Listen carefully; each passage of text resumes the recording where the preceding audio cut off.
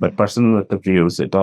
আমি যখন সিপিআই এর যে ইন্ডেক্স আছে করাপশন পারসেপশন যে ইন্ডেক্স যেটা ট্রান্সপারেন্সি ইন্টারন্যাশনাল যেটা অনেকে যেটার বেসে স্কোর করে থাকে সেটার মধ্যে গিয়ে মানে আমার বিগেস্ট একটা রেড ফ্ল্যাগ আছে যে এই জিনিসটা কিন্তু বাংলাদেশ অফকোর্স অনেক লো র্যাঙ্ক করে। বাংলাদেশ হলে গিয়ে কারেন্টলি র্যাঙ্ক হচ্ছে গিয়ে 150 out of 180 countries.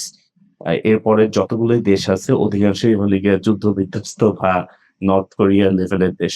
But anyways আমি বাংলাদেশের একটা ইয়েতে পারে এটা আমি neither criticizing Bangladesh, I'm more like criticizing transparency international। কারণ তাদের ডেটা টেকিং এ তারা কখনোই সিটিজেনের মানে নাগরিকের যে একটা পারসেপশন টুয়ার্ডস আমি আমার যে এক্সপেরিয়েন্সটা শেয়ার করলাম, they never take this into account. Okay? তারা ওইগুলো নেয় না। তারপরে আবার হলে গিয়ে তারা হলে গিয়ে যে মানে ট্যাক্স ফ্রড, যে ফাইন্যান্সিয়াল যে ফ্লজ আছে যেভাবে হলে গিয়ে মানি লন্ডারিং এর জিনিসটা সিপিআই কভার করে না। সিপিআই কভার করলে বাংলাদেশের ranking may have gone a bit, but মানে যে এই র্যাঙ্ক আছে আরো নিচে নেমে যেত।